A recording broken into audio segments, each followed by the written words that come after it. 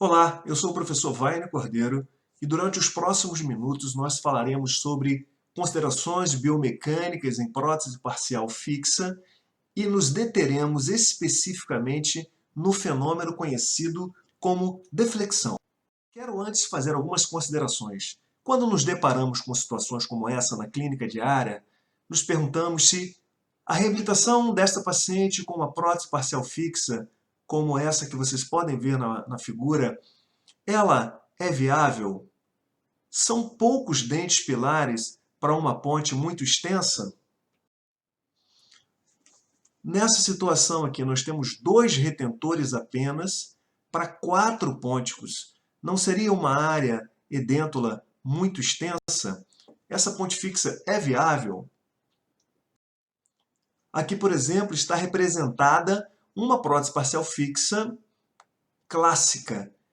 Um pôntico, ou seja, um dente ausente, e 2 retentores. Em condições normais, essa ponte seria viável. E quando nos deparamos com pontes mais extensas como essa? Nós temos aqui um retentor primário, pôntico, pôntico, pôntico, outro retentor primário e aqui um retentor secundário. Será que essa ponte fixa é extensa demais? Será que ela é viável? Aqui uma outra situação, nós temos um pilar, 2 pilares, um retentor, 2 pônticos e um outro retentor. Essa ponte fixa é viável?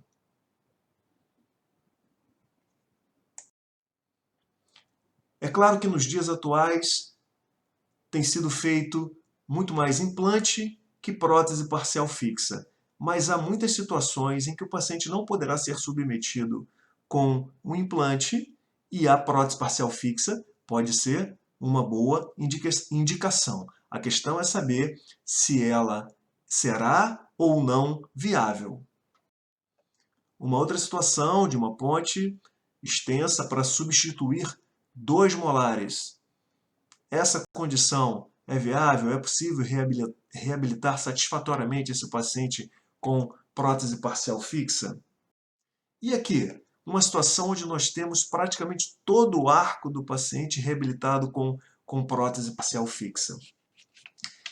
Quando nós estamos analisando um paciente para saber se aquele trabalho, se aquela reabilitação com prótese parcial fixa será viável ou não, eu tenho que levar muita coisa em consideração. O grau de implantação óssea daquele dente que será pilar, a proporção coroa-raiz, a quantidade de dentes pilares, a integridade desses dentes pilares, se foram ou não submetidos a tratamento endodôntico, o número e a configuração de suas raízes, a oclusão antagonista.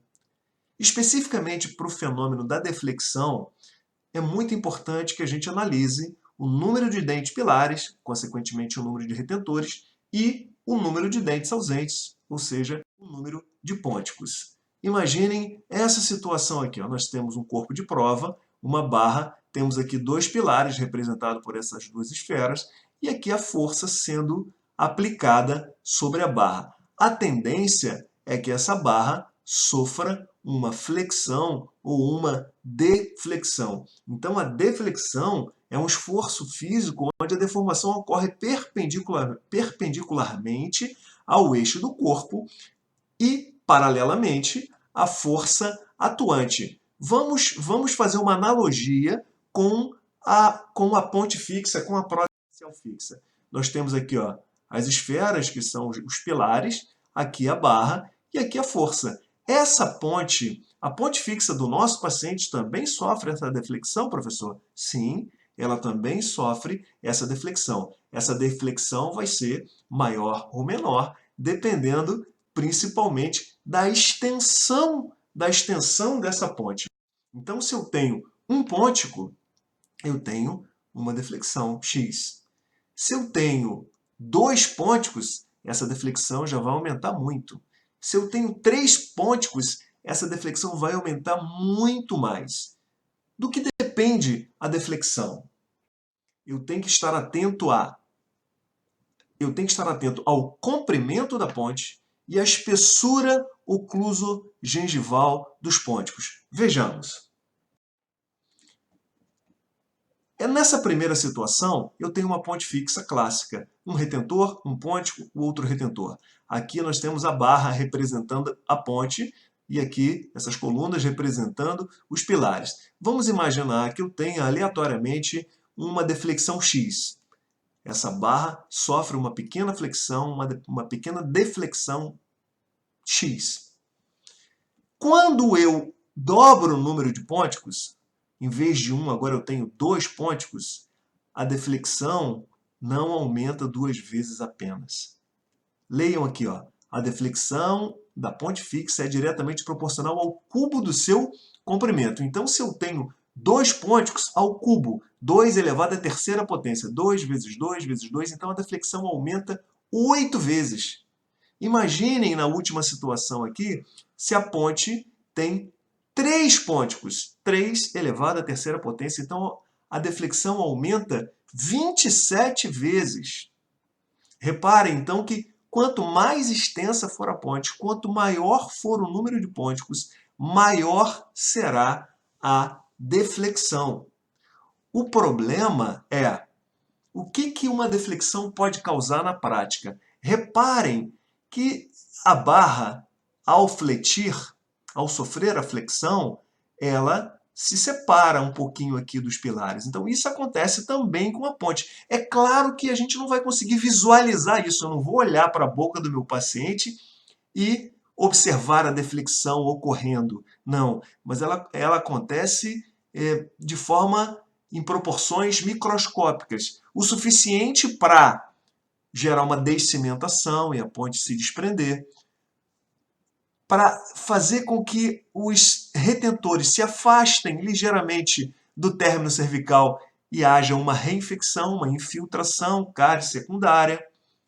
Um outro problema que pode acontecer é essa deflexão, dependendo do nível em que ela ocorra, pode gerar também fratura da própria ponte.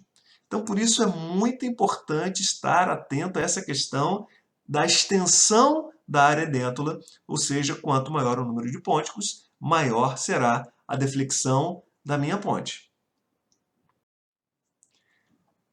Um outro aspecto que a gente tem que considerar é a espessura ocluso-gengival dos ponticos e conectores, consequentemente. A deflexão da ponte fixa ela é inversamente proporcional ao cubo da espessura ocluso-gengival dos ponticos. Vamos ver os exemplos. Eu tenho aqui uma barra, uma ponte, né, que tem seus conectores. Para quem não lembra, os conectores são a área da ponte, ou as áreas da ponte, onde a gente tem a conexão de um retentor com um pontico, ou de um pontico com um pontico. Okay? São as conexões entre os elementos da prótese parcial fixa. Então, imaginem que eu tenho aqui uma altura de conector T. Okay? Uma altura de conector T. Nesse caso, eu teria uma deflexão X. Se essa altura T for reduzida à metade, ou seja, se eu tenho uma região onde eu tenho uma ponte fixa, onde os dentes têm a coroa clínica muito curta e a altura do meu conector vai ficar muito pequena, provavelmente eu teria uma deflexão maior. Provavelmente não. Eu terei uma deflexão maior. Quanto? 8 vezes maior. Então aqui também é em progressão geométrica, só que inversa. O que eu posso fazer então para minimizar esse problema?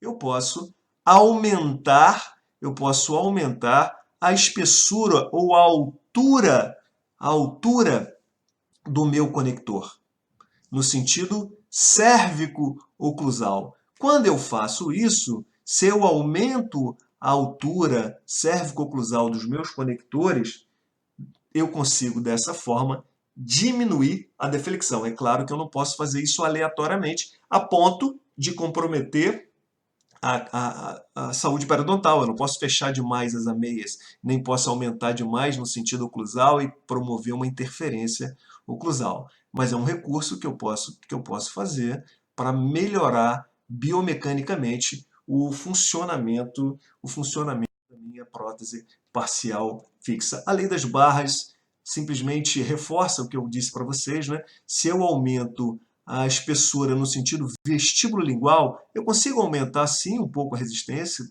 praticamente dobro a resistência, nem sempre a oclusão, a estética vai me permitir isso, e mostrando que se eu aumento no sentido vertical, no sentido cérvico-oclusal, aí sim eu consigo aumentar ao cubo, né? 8 vezes mais. Se eu dobro a espessura ocluso-gengival do meu pôntico, eu aumento em 8 vezes a resistência à deflexão. É isso, eu espero que vocês tenham curtido. Qualquer dúvida, entre em contato com a gente através dos nossos contatos ou através do Classroom. Um abraço a todos.